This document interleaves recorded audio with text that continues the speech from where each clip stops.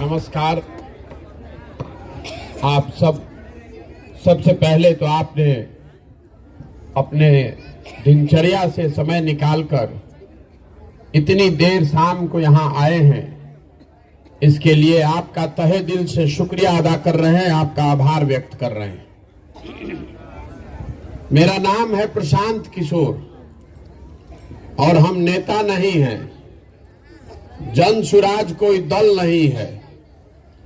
आपसे हम वोट मांगने नहीं आए।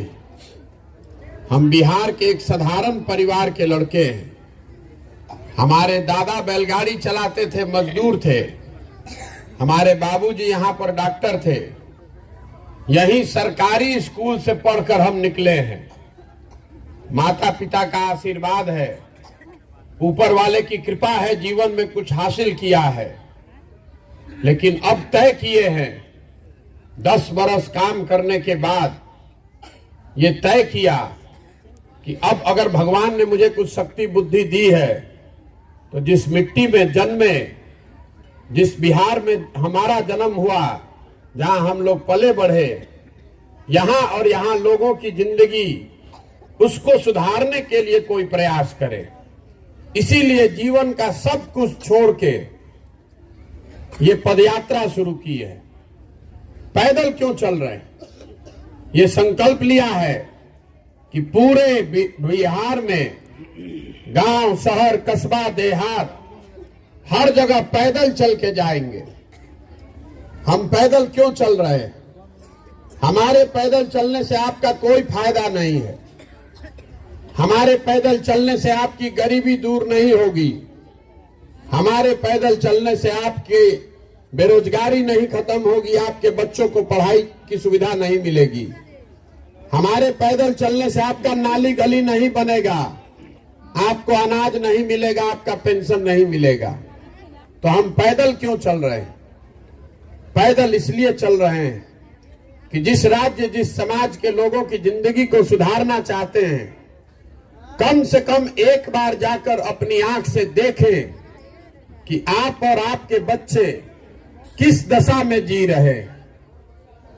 हमने कहानियों में सुना है, पुराने जमाने में जो राजा होते थे वो रात में भेष बदलकर निकलते थे, ये जानने के लिए कि प्रजा को क्या तकलीफ है। लेकिन आज आप और हम जिसको वोट देकर राजा बना रहे हैं, रात का बात तो छोड़ दीजिए, वो दिन में भी आपका सुध लेने नहीं आ रहा है। अगर कोई गलती से आ भी गया, तो बड़े नेता का तो बात छोड़ दीजिए, छोटा नेता भी जो आता है तो इतना सिपाही लेकर घूमता है, इतना पुलिस लेकर घूमता है कि जनता से उसको भेंटे नहीं है। सबको जान का खतरा है, कहता है ऐसा। हम आज 200 दिन से पैदल चल रहे हैं। आप यहाँ रात के 10 बजे यहाँ आकर बैठे हैं। इतनी बड़ी व्यवस्था है, लेकिन इसमें एक भी सिपाही नहीं है। हमको तो 200 दिन में एक कुत्ता भी नहीं काट रहा है।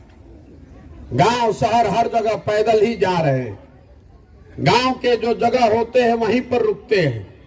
हमको कहां कोई मार रहा है? कोई नहीं मार रहा है। नेता सिपाही लेकर ज्यादातर इसलिए चलते हैं कि कहीं आप उससे ये पूछ न दें कि भैया जो तुमने काम कहा था वो काम तुमने किया नहीं। तो ये दुर्दशा है हम लोगों की। लेकिन मैंने आपको कहा कि ये राजनीतिक दल नहीं है, ये वोट मांगने का अभियान नहीं है।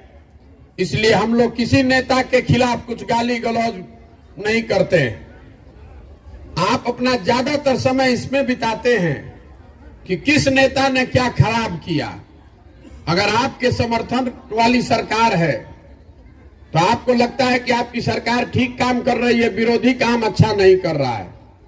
जो नेता आता है वो यही कहता है कि हम अच्छे हैं, हमने अच्छा काम किया है, हमारे विरोधी ने अच्छा काम नहीं किया, हमको वोट दीजिए, हम आपका काम कर देंगे। तो मैं बिल्कुल उलट बात कह रहा हूं।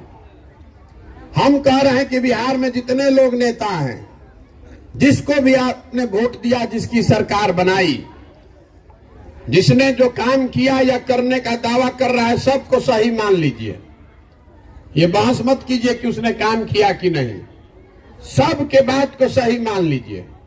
ये मान लीजिए कि 40 वर्ष तक कांग्रेस ने बिहार में बहुत काम कर दिया।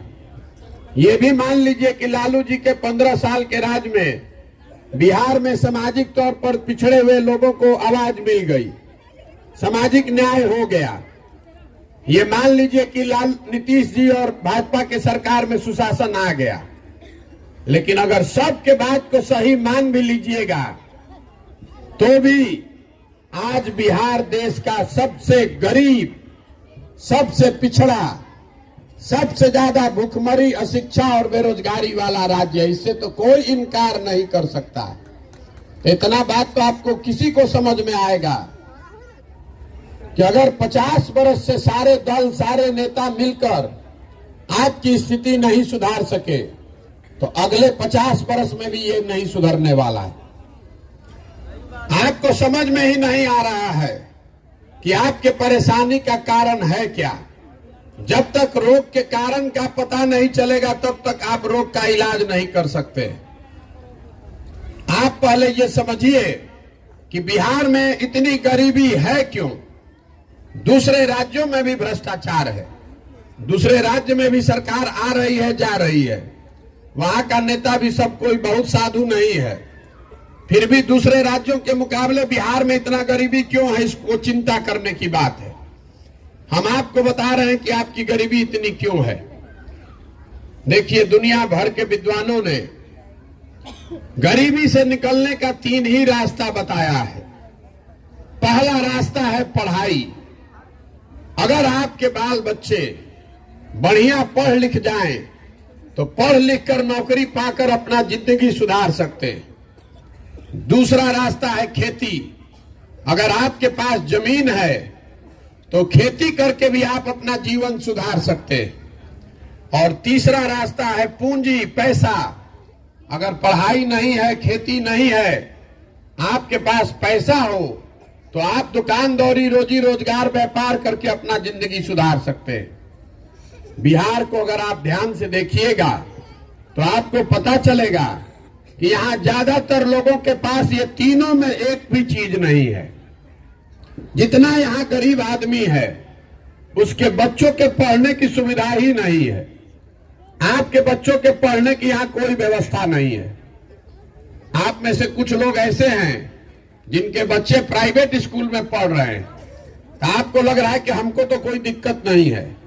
तो आप भी ध्यान रखिए कि आपका बच्चा स्कूल तो प्राइवेट में जा सकता है लेकिन कॉलेज उसको सरकारी में ही जाना है। तो कॉलेज में भी यहां पढ़ाई नहीं हो रहा है। कॉलेज में भी खाली डिग्री बंट रहा है, स्कूल में खिचड़ी बंट रहा है और कॉलेज से डिग्री बंट रहा है। पढ़ाई दोनों में कहीं नहीं हो रहा है। तो जब आपका बच्चा पढ़ेगा ही नहीं तो मजदूर नहीं बनेगा तो डॉक्टर, इंजीनियर, कलेक्टर बनेगा। तो बिहार में ज्यादातर लोगों के बच्चों के पढ़ने की सुविधा ही नहीं है। तो दूसरा रास्ता मैंने आपको बताया, खेती। मान लीजिए पढ़ाई नहीं था तो खेती से ही कुछ जिंदगी सुधर जाती, वो क्यों नहीं हो रहा है। तो ये बात आप जानिए कि बिहार में जो 100 लोग रहते हैं, 100 में 60 आदमी के पास एक धूर जमीनें नहीं है। यहां 75 साल में भूमि सुधार को लेकर कोई प्रयास नहीं किया गया। नतीजा ये है कि 100 में 60 आदमी बिहार में ऐसा है जिसके पास एक धूर जमीन नहीं है। देश में सबसे ज्यादा भूमिहीन लोग बिहार में हैं। और जो 40 आदमी के पास जमीन है जो खेती कर रहा है, उसमें 35 आदमी ऐसा है जिसके पास 2 बीघा से कम जमीन है। तो जो 2 बीघा से कम जमीन वाले लोग हैं वो खेती जो करते हैं वो कमाने की खेती नहीं है, वो खाने की खेती है। आप उतना ही उपजाते हैं अपने खेत में कि आपका और आपके बाल बच्चे का पेट भर जाए, उससे आमदनी का जुगाड़ नहीं है। बिहार में सिर्फ 4 से 5% लोग ही खेती के जरिए आमदनी कर रहे हैं। बाकी लोग या तो खेती करके अपना और अपने बाल बच्चों का पेट भर रहे हैं या फिर खेत में मजदूर हैं। तो आपके पास पढ़ाई है नहीं, खेती है नहीं। तीसरा रास्ता आपको बताया मैंने, पूंजी। अगर आपके पास पैसा होता तो कम से कम कुछ नहीं तो 5 को भैंसे पाल लेते, अपने गांव में कोई दुकान खोल लेते, फार्चून किराना खाद का व्यापार कर लेते। तो बिहार में प्रति व्यक्ति औसतन हम लोग 35,000 रुपया कमाते हैं साल भर में। देश में प्रति व्यक्ति एक आदमी औसतन कमाता है 1,45,000 रुपया, और बिहार में हम लोग कमा रहे हैं 35,000। तो इस महंगाई के जमाना में 35,000 रुपया में आप खाइएगा क्या, बचाइएगा क्या, और पूंजी कहां से लाइएगा? तो जब आपके पास शिक्षा है नहीं, खेती है नहीं, पूंजी है नहीं, तो आप गरीबी से निकलिएगा कैसे? जितना हाथ पांव मारना है मार लीजिए, 10 घंटा काम कीजिए कि 12